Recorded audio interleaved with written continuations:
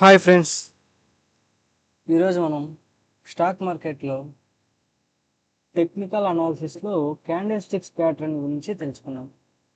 ఈ candle sticks patterns అనేటివి చాలా ముఖ్య పాత్ర వహిస్తాయి ట్రేడింగ్లో.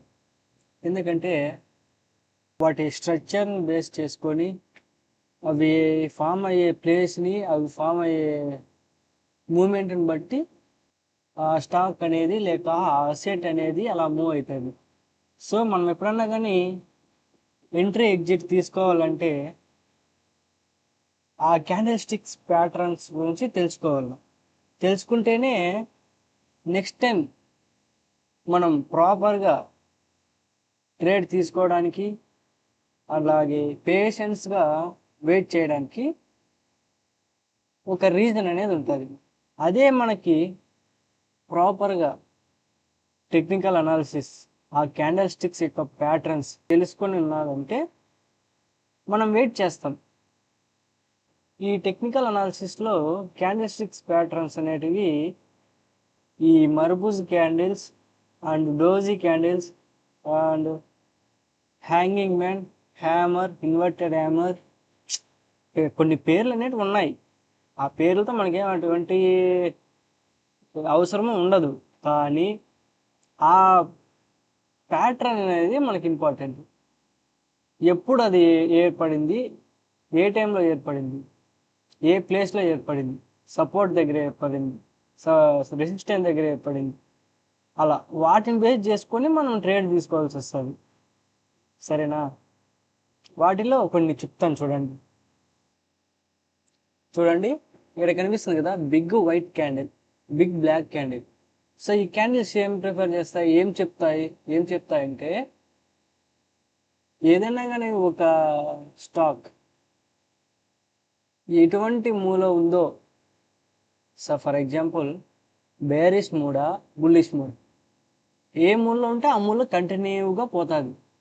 సో ఇక్కడ తెలుస్తుంది కదా, ఇక్కడ చూడండి, స్మాల్ విక్ ఏర్పడింది, కింద స్మాల్ విక్, కానీ బాడీ మొత్తం బాగుంది. సో అంటే గ్రీన్గానే ఉంది. ఈడ ఓపెన్ అయింది, యాక్చువల్గా ఓపెనింగ్ ఈడైంది. బయ్యర్స్ అనేవాళ్ళు కొంచెం కిందికి నెట్టారు, కానీ సెల్లర్స్ అనేవాళ్ళు కిందికి నెట్టారు, కానీ బయ్యర్స్ అప్పటికే యాక్టివ్ అయి మొత్తానికి ఈడదాకా తీసుకెళ్లారు యాక్చువల్గా. అప్పుడు సెల్లర్స్ ఇంతకు నుంచి పైకి పండుకుని కిందికి నెట్టి ఈడికి క్లోజ్ చేశారు. ఇది క్యాండిల్ చెప్తారు. సో దీన్ని బట్టి ఏమర్థమవుతుందంటే ఈడ సెల్లర్స్ అనేవాళ్ళు యాక్టివ్గా లేరు, బయ్యర్స్ బాగున్నారు. యువతలది సేమ్, ఈడ ఓపెన్ అయింది, కొంచెం పైకి వెళ్ళింది బయ్యర్స్ వల్ల, తర్వాత సెల్లర్స్ యాక్టివ్ అయ్యారు, సేల్ చేశారు, ఈ విధంగా తీసుకొచ్చారు ఆ అసెట్ని లేక ఆ స్టాక్ని, ఏదైనా అనుకోవచ్చు, ఆ ఇండెక్స్ కానీ ఏదైనా. యాక్చువల్గా ఇది కూడా ఈ విధంగా తీసుకురావడమే అంటారు, కానీ ఇది తీసుకొచ్చి క్లోజ్ చేశారు. ఎందుకంటే బయ్యర్స్ మళ్ళీ యాక్టివ్ అయ్యారు, ఈ తాకొచ్చేళ్ళకి బయ్యర్స్ మళ్ళీ ఈ విధంగా తీసుకొచ్చారు.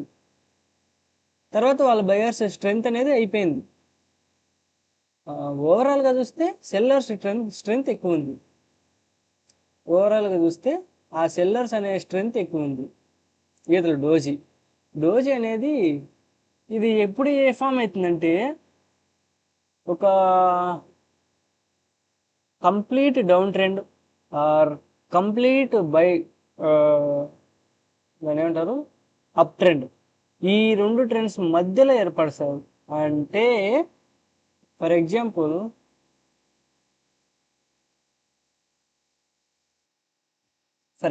ఇక్కడ చూడండి, ఈ అసెట్ అనేది ఈ నుంచి స్టార్ట్ అవడంతో ఒక హైని ఫామ్ చేసింది, తర్వాత లోని ఫామ్ చేసింది, ఆ తర్వాత హైని ఫామ్ చేసింది, కానీ హయ్యర్ హైని ఫామ్ చేయలేకపోయింది. ఈడ డోజీ ఏర్పడింది, దీన్ని డోజీ అంటారు. ఇలాంటి టైంలో డోజీ ఏర్పడితే సో ఓవరాల్గా ఈ డోజీ పైన కానీ ఒక లైన్, కింద ఒక లైన్ వేసి ఈడ ఎంట్రీ తీసుకొని స్టాప్ లాస్ అనేది దీని పైన పెట్టాలి, దీని దగ్గర పెట్టకూడదు. దీనిపైన వీలైతే ఒక 5-6 పాయింట్స్ పైన పెట్టండి, తప్పులేదు. ఎందుకంటే లిక్విడిటీ అనేది పైన ఉంటుంది. చాలా సందర్భాల్లో లిక్విడిటీ అంటే ముందుకు చెప్తాను లిక్విడిటీ అంటే ఏంటో. పైన ఉంటుంది. సో స్టాప్ లాస్ అనేది కొంచెం పైన పెట్టుకొని ఎంట్రీ అనేది తీసుకున్నామంటే డోజీ ఫామ్ అయినప్పుడు ఈలో వరకు ప్రాబబిలిటీ ఉంటుంది. ఎందుకంటే ఈలో అనేది లిక్విడిటీ కిందకి వస్తుంది. చూడు, సెల్లర్స్ దాకా వచ్చారు, తర్వాత బయర్స్ యాక్టివేట్ తీసుకున్నారు కాబట్టి ఇక్కడ లిక్విడిటీ ఉంటుంది. బై చేసిన వాళ్ళు ఇక్కడ స్టాప్ లాస్ ఉంటుంది. సో దాన్ని హంట్ చేసుకొని మ్యాక్సిమం అంటే ఇక్కడ దాకా పోతుంది. ఇంకా కిందికే పోయింది, ఓకే, తప్పులేదు. మనం పెట్టుకోవాల్సింది ఇక్కడ ఎంట్రీ తీసుకున్నామంటే మ్యాక్సిమం ఈలో. ఈడ చూడండి, పూరా డౌన్ ట్రెండ్లో డోజీ ఫామ్. ఈ డోజీకి అంతే, సేమ్ ఈ దీని పైన ఎంట్రీ తీసుకుంటాం, స్టాప్ లాస్ దాని కింద పెట్టుకుంటాం. టార్గెట్ అనేది దీనిపైన పెట్టుకోవచ్చు, ఎందుకంటే దీనిపైన లిక్విడిటీ ఉందని నేను ఎప్పుడే చెప్పాను కదా, ఆ లిక్విడిటీ దాకా పెట్టుకోవచ్చు. ఇది డోజీ ఫార్మేషన్.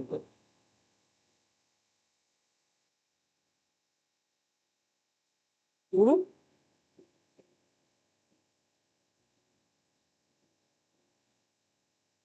ఇది డోజీ ఫామ్ అయింది కదా, దీనిపైన ఎంట్రీ తీసుకుంటాం, దీని కింద స్టాప్ లాస్ పెడతాం. మనం టార్గెట్ ఎక్కడ ఉంటుంది, దీనిపైన ఇక్కడ ఉంటుంది, ఈ రేంజ్. అలా తీసుకుంటాం. ఎందుకు అలా తీసుకుంటామంటే చెప్పాను కదా, ఇట్లా హై ఫామ్ చేసింది, లో ఫామ్ చేసింది, తర్వాత హై ఫామ్ చేసినప్పుడు హయ్యర్ హైని ఫామ్ చేయలేకపోయింది. సో ఈడ హైయర్ హై ఫామ్ చేయలేకపోయింది కాబట్టి, అండ్ ఆల్సో ఈడ డోజీ ఫామ్ అయింది. ఇలాంటి టైంలో డోజీ ఫామ్ అయిందంటే కంటిన్యూగా ట్రెండ్ చేంజ్ అవుతుందని అర్థం. అందుకని చాలామంది ఈడ సెల్ చేసి స్టాప్ లాస్ ఈడ పెట్టింటారు. యాక్చువల్గా కొంచెం పైనే పెట్టాలి, ఎందుకంటే ఒక్కొక్కసారి కొన్ని సందర్భాల్లో ఫేక్ మూవ్ అయ్యి తర్వాత ఈ ఇక్కడ లిక్విడిటీ వచ్చి ఉంటుంది, చాలా మంది సెల్ చేసింటారు కాబట్టి ఆ లిక్విడిటీని గ్రాప్ చేసుకుని కిందికి వెళ్దామని, అర్థమైంది కదా, చేసుకొని కిందకి వెళ్దామని పైకి వస్తుంది. అందుకని కొన్ని 2-3 పాయింట్లు పైనే పెడదాం, దానివల్ల మనకు వచ్చే ఏమి ఉండదు. టార్గెట్ అనేది ఈ ఏడ పెట్టుకోవచ్చు.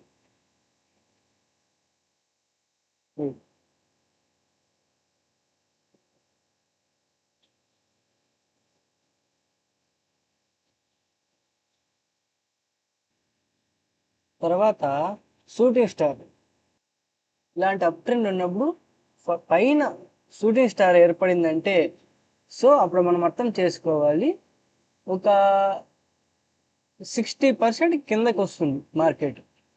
ఆ 40% ఏమవుతుందంటే ఫేక్ మూవ్ అయినా ఎండాలి, ఫేక్ మూవ్ అయినా ఎండాలి. ఆ 40% ఫేక్ మూవ్ అని ఎందుకంటున్నామంటే, కానీ ట్రాప్ చేస్తారు రీటైలర్స్. ఇలాంటివి చూసారంటే, ఇప్పుడు నాలాంటి వారు ఇలాంటి ఎవరెవరు చెప్పింటారు ఏమని, ఇలాంటి ట్రెండ్లో ఇలాంటిది డోజీ ఫామ్ అయినప్పుడు కిందికి పోయే ఛాన్సెస్ ఎక్కువ ఉంటాయి, ఇన్వర్టెడ్ హ్యామర్ అంటారు అని చెప్పినారని చెప్పి మనము గబుక్కొని తీసుకునేస్తాం ఎంట్రీ. స్టాప్ లాస్ అనేది దీనిపైన పెట్టేస్తాం ఎంట్రీ తీసుకొని.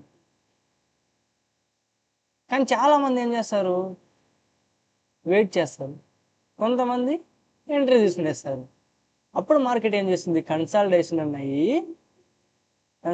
అయ్యి లేకపోతే ఈ ఐని బ్రేక్ చేయకోకుండా కన్సాలిడేషన్ అయ్యి ఇదాంచి మళ్ళీ పైకి వెళ్ళి స్టాప్ లాస్ అనేది ఉంటుంది కదా ఇక్కడ, వాటిని హిట్ చేసుకొని తరువాత వీలైతే డౌన్ ట్రెండ్ ఫామ్ అయ్యి కిందకి వస్తుంది. అర్థమైందా? ఇక్కడ చేంజ్ అయింది క్యారెక్టర్, అలా చేంజ్ చేసుకొని డౌన్ ట్రెండ్కి వస్తుంది. కానీ చాలామంది చాలా చాట్లో కూడా ఇన్వర్టెడ్ హ్యామర్ అనేది ఓపెన్ అయ్యి పడిందంటే కిందికే పోతుంది, డౌన్ అవుతుంది ఎక్కువ టైంలో. కొన్ని సందర్భాల్లో మాత్రమే అలా ఫెయిల్ అయ్యి రీట్రేస్ అయ్యి సెల్లర్స్ని మళ్ళీ మ్యానికులేట్ చేసి మళ్ళీ సెల్లర్స్ కానీ సెల్ సైడే వస్తుంది.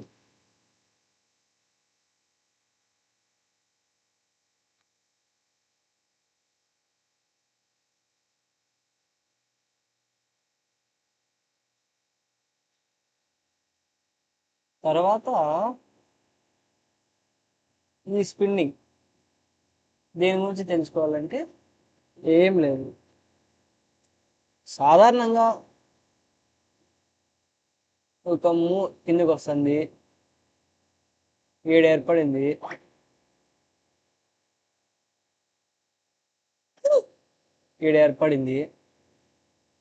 దీని పక్కనే ఇది గ్రీన్ గానే ఏర్పడి రెడ్ గానే ఏర్పడలే, దీని పక్కనే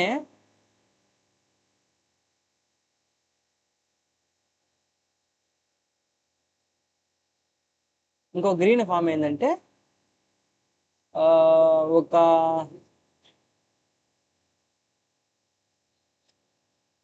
70% రివర్సల్ అవుతుంది, ట్రెండ్ అనేది రివర్సల్ అవుతుంది, అప్ సైడ్ పోతుంది అని ఛాన్స్ వస్తుంది. ఇలా ఫామ్ అయినప్పుడు స్పిన్నింగ్ ఇదే, ఈ క్యాండిల్ ఇలా ఫామ్ అయినప్పుడు ఎక్కువ టైమ్స్ ఆర్డర్ బ్లాక్ అనేది ఈడ ఉంటుంది. ఇది ఆర్డర్ బ్లాక్గా కూడా వ్యవహరిస్తుంది. ఆర్డర్ బ్లాక్ అంటే ఏమంటే ఇలా డౌన్ ట్రెండ్లో ఉన్నప్పుడు మార్కెట్ సడన్గా ఇక్కడ చిన్న అంటే అట్లా బాడీ అనేది చాలా చిన్నగా ఉండి, విక్స్ కూడా కొంచెం చిన్నగానే ఉండి, విక్స్ పెద్దగానే ఉండొచ్చు చిన్నగానే ఉండొచ్చు, బాడీ అనేది చిన్నగా క్లోజ్ అవ్వాలి. ఇలా మరుబూజు క్యాండిల్గా కాకోకుండా ఇలా చిన్నగా దీనిలాగా ఇలా ఏర్పడి దాని పక్కనే ఇప్పుడు ఇది రెడ్లో అయినా ఏర్పడవచ్చు, గ్రీన్లో అయినా ఏర్పడవచ్చు. దీని పక్కన ఇంకో క్యాండిల్ అలానే ఓపెన్ అయ్యి ఏర్పడిందంటే సో ఇది కన్ఫర్మేషన్ చేసుకోవచ్చు, ట్రెండ్ రివర్సల్ అవుతుంది.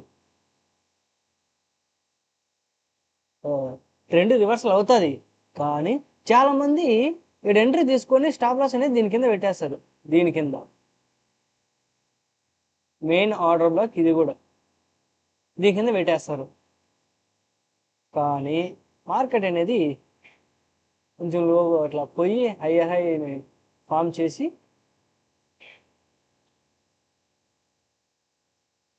తరువాత కిందికి వస్తుంది, కిందికి వచ్చి ఈ ఆర్డర్ బ్లాక్లోకి వస్తుంది.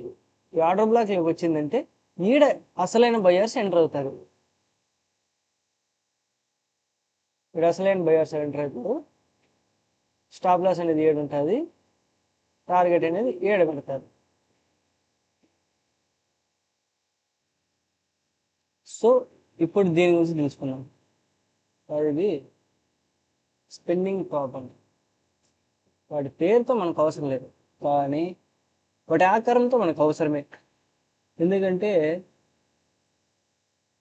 ఎప్పుడైనా కానీ స్ట్రాంగ్ డౌన్ ట్రెండ్ ఇలా ఫామ్ అవుతుంది, ఇలా ఫామ్ అయ్యి ఇలా ఏర్పడితే ఇది కలర్ ఏదైనా కావచ్చు, రెడ్ అయినా కావచ్చు, గ్రీన్ అయినా కావచ్చు.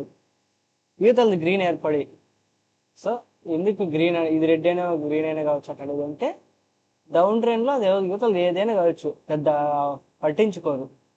ఇది ఆర్డర్ బ్లాక్ కిందికి వస్తుంది అంటే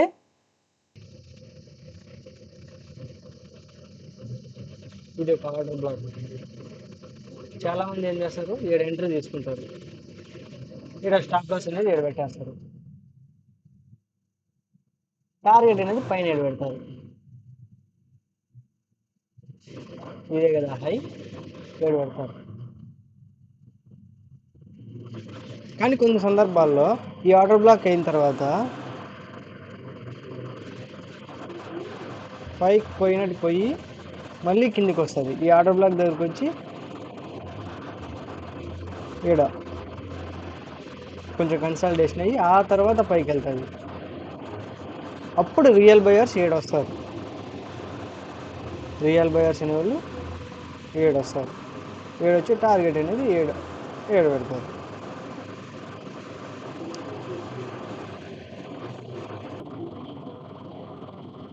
ఈ మరుబూజు క్యాండిల్ గురించి తెలిసింది.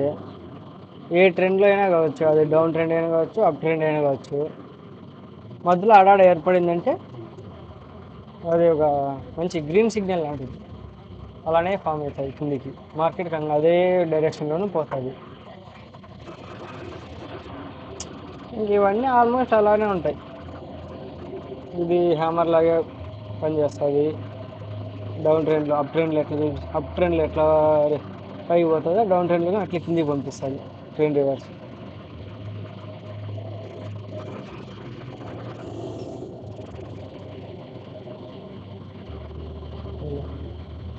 ఇలానే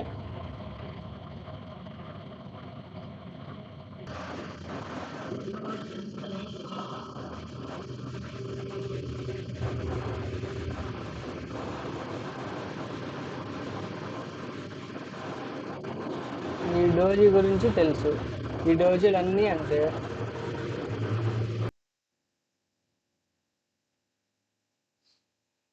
సో ఇప్పుడు చూద్దాం క్యాండిల్ స్టిక్స్ ఎలా బిహేవ్ చేస్తాయి. ఇప్పుడు చూడండి, ఈ క్యాండిల్ ఫామ్ అయింది. సో ఇది సపోర్ట్ ఏరియా లాగా కూడా వ్యవహరిస్తుంది. చూడండి, ఇది సపోర్ట్ ఏరియా లాగా ఉంది. ఇలాంటి సపోర్ట్ ఏరియా కాడే గ్రీన్ క్యాండిల్ పక్కన రెడ్ క్యాండిల్ అనేది ఏర్పడింది. సో చాలా మంది ఏమనుకుంటారు, అరే ఇది సపోర్ట్ ఏరియా దగ్గర రెడ్ క్యాండిల్ ఏర్పడింది, సో వెంటనే మనం ఇక్కడ షార్ట్ ఎంట్రీ తీసుకుందాం, ఎంట్రీ తీసుకొని స్టాప్ లాస్ అనేది 7 దాకా పెట్టుకోవచ్చు అనుకోని ఉంటారు. కానీ దాని పక్కన చూడండి ఏ క్యాండిల్ ఏర్పడిందో. సెల్లర్స్ అనేవాళ్ళు యాక్టివ్ అయ్యారు, కానీ ఎంత అయ్యారు? పక్కన బయర్స్ చూడండి ఎంత ఫోర్స్గా వచ్చారు. వారికి తగ్గట్టు యాక్టివ్గా లేదు. వెంటనే చూడండి మళ్ళీ దాని తగ్గట్టు బయర్స్ తగ్గట్టు మళ్ళీ బయర్స్ ఎంట్రీ అయ్యారు. సెల్లర్స్ తక్కువగా ఎంట్రీ తీసుకోవడం వల్ల వెంటనే బయర్స్ వచ్చారు. సో దీనివల్ల ఏం చేయాలి? వెయిట్ చేయాలి.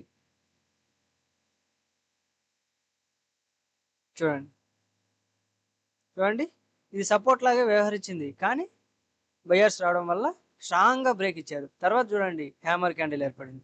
సో కంటిన్యూయేషన్ అవుతుంది ట్రెండ్. ఇప్పుడు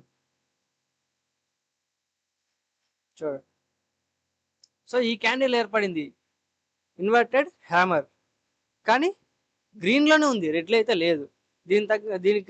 దీనికి రీజన్ ఏమనుకోవాలంటే బయర్స్ స్ట్రాంగ్గా వచ్చారు. ఫర్దర్గా ఇంకా బయర్స్ అనేవాళ్ళు స్ట్రెంత్ తగ్గుతూ వస్తుంది. సెల్లర్స్ అనేవాళ్ళు యాక్టివ్ అయినారు, కొంచెం అయినారు, మరీ ఎక్కువ అవ్వట్లే. ఎక్కువ అయింటే ఈ క్యాండిల్ గ్రీన్లోనే క్లోజ్ అయ్యేది కాదు, రెడ్లో క్లోజ్ అవ్వు. సో ఈ మూమెంట్ అనేది కొనసాగలేదు. ఇట్లనే ఏడవుతానా రీట్రేస్మెంట్ అవుతుంది. అయిందే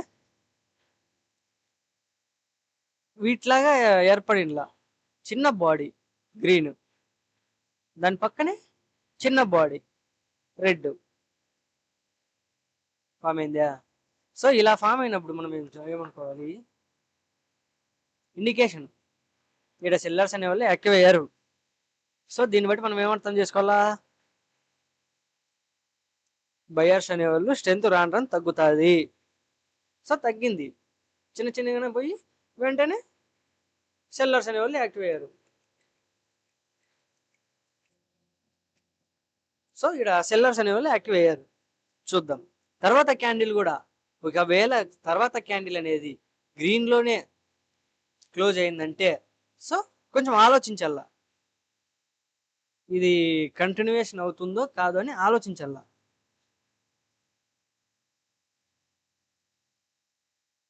సో గ్రీన్లో అయితే ఎండ్ అవ్వాలి, రెడ్లోనే ఎండ్ అయింది.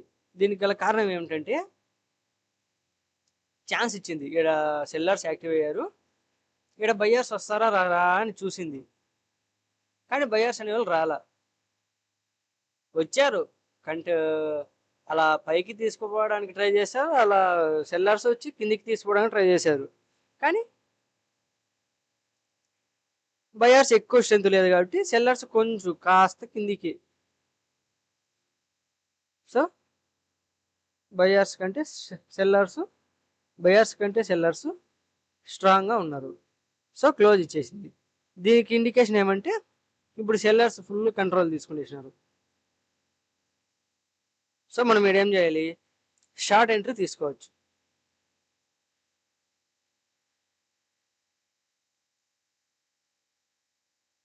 ఎప్పుడే కానీ స్టాప్ లాస్ అనేది దీనికి వెంటనే దాన్ని కానించి పెట్టకూడదు, కొంచెం ఒక 3 పాయింట్స్ పైన పెట్టుకుందాం. ఎందుకంటే పొరపాటున కానీ మ్యానిపులేషన్ ఏమైనా జరిగేటట్టుకుంటే ఇండియన్ మార్కెట్లో మ్యానిపులేషన్ బాగా జరుగుతుంది. మ్యానిపులేషన్ జరిగేటట్టుకుంటే ఒకవేళ బాడీ అనేది పైన క్లోజ్ అవ్వదు, విక్ అనేది పోతుంది. ఇప్పుడు ఇక్కడ విక్ వచ్చింది కదా, ఇలాంటి విక్స్ వస్తాయి పైకి. సో స్టాప్ లాస్ అనేది హిట్ అవుతుంది. అందుకని కొంచెం పైన పెట్టుకోవాలి.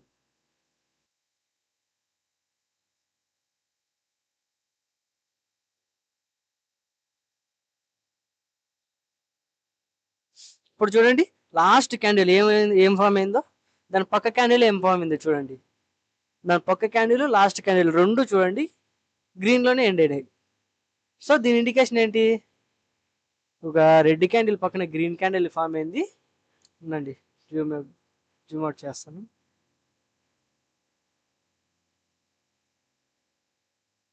చూడండి ఫస్ట్ రెడ్ క్యాండిల్, తర్వాత రెండు గ్రీన్ క్యాండిల్ ఏర్పడినాయి. హ్యామర్ గ్రీన్ క్యాండిల్ పక్కనే హ్యామర్ క్యాండిల్ కూడా ఏర్పడింది. సో ఈ అర్థం చేసుకోవాల్సింది ఏమంటే, చాలా మంది రీటైలర్స్ ఏం చేస్తారంటే, సో సెల్లర్స్ వచ్చారు యాక్టివ్గా కిందికి పుష్ చేద్దామని ట్రై చేశారు, కానీ బయర్స్ యాక్టివ్ అయ్యారు. సో మనము లాంగ్ ఎంట్రీ తీసుకోవచ్చు అనుకుంటారు. కానీ ఇక్కడ అర్థం చేసుకోవాల్సింది ఏమంటే, ఇక్కడ ఫుల్ సిగ్నల్ ఇచ్చారు, 2 తాల సిగ్నల్ ఇచ్చారు సెల్లర్స్ యాక్టివ్ అయినారని. సో మనం ఏం చేయాలి ఇట్లాంటి టైంలో, ఈడ ఫస్ట్ యాక్టివ్ అయినారు సెల్లర్స్, ఆ క్యాండిల్ ఎంత అయితే ఉందో ఆ క్యాండిల్ పైన బాడీ క్లోజ్ అయితే, ఆ క్యాండిల్ పైన బాడీ క్లోజ్ అయితే ఈ బాడీ ఈ విక్ ఈ క్యాండిల్ పైన కానీ గ్రీన్ క్యాండిల్ క్లోజ్ అయ్యి తర్వాత ఒక 2 క్యాండిల్ ఫామ్ అయ్యి పైన, దాని తర్వాత ఈ ఏరియా ఉంది కదా, ఈ ఏరియాకి సో ఏడవ క్యాండిల్ ఫామ్ అయ్యి మళ్ళీ కిందికి కొన్ని క్యాండిల్స్ వచ్చి ఈ ఏరియా దాకా వచ్చి ఈడ రీట్రేస్ అయితే, ఈడ దాని పైకి పోయి మార్కెట్ పైకి పోయి మళ్ళీ కిందికి వచ్చి ఈ ఏరియాలోకి వచ్చి, అప్పుడు ఇలాంటి గ్రీన్ క్యాండిల్ తర్వాత హ్యామర్ ఫామ్ అయితే అప్పుడు మనం ఎంట్రీ తీసుకుంటాం. ఎందుకంటే ఈ ఈ క్యాండిల్లో సెల్లర్స్ అనేవాళ్ళు స్ట్రాంగ్గా ఎంట్రీ ఇచ్చారు. సో ఇక్కడ చాలా పెద్ద పెద్ద లాట్లు అనేటివి సెల్ అయినాయి. వాళ్ళు ఏం చేస్తారు, మార్కెట్ కిందికి పోవాలనే ట్రై చేస్తారు. పొరపాటున వాళ్ళకంటే కొంచెం ఆపోజిట్ సైడ్ పైకి వచ్చింది అనుకో, వాళ్ళు ట్రై చేస్తారు, పుష్ చేస్తారు కిందికి పోవాలని. అందుకే మనం స్టాప్ లాస్ కూడా దీని దగ్గర పెట్టకూడదు, పైన పెట్టాలి. కొంచెం దాటిదంటే వాళ్ళు పుష్ చేస్తారు. దీంట్లో పుష్ చేయలేడా, ఎక్కడ పుష్ చేస్తారు, స్టాక్స్లో పెద్ద పెద్ద వెయిటేజ్ స్టాక్స్లో పుష్ చేస్తారు. అప్పుడు మార్కెట్ అనేది కిందికి వెళ్తుంది. ఒకవేళ వాళ్ళు పుష్ చేయలేదంటే అది జెన్యూన్ మూమెంట్ అయితే పైకి వెళ్ళి పైన 2 క్యాండిల్ క్లోజ్ అయ్యి తర్వాత కిందికి రిటర్న్ వచ్చి కరెక్ట్ ఈ బేస్లో మళ్ళీ రీట్రేస్ అవుతుంది. రీట్రేస్ అయ్యి ఇలాంటి క్యాండిల్స్ ఫామ్ అవుతాయి. లాస్ట్ 2 క్యాండిల్స్ వచ్చినాయి కదా, green candle hammer candle form అవుతాయి. అలా ఫామ్ అయినప్పుడు మాత్రమే లాంగ్ ఎంట్రీ తీసుకుంటాం. ఇప్పటి వరకు మనం జెన్యూన్గా అయితే వెయిట్ చేయాలి. చూడండి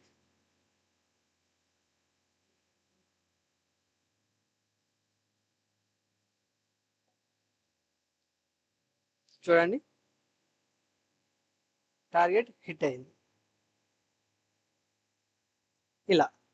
ఇలాంటి క్యాండిల్స్ ఏర్పడినప్పుడు, తర్వాత హ్యామర్ క్యాండిల్ ఏర్పడినప్పుడు, తర్వాత ఈ మర్బూజ్ క్యాండిల్స్ ఏర్పడినప్పుడు ఎలా ప్రవర్తించాలో కొద్దిపాటికి అర్థమైంది కదా. సో మార్కెట్ అనేది అప్ ట్రెండ్లో ఉన్నప్పుడు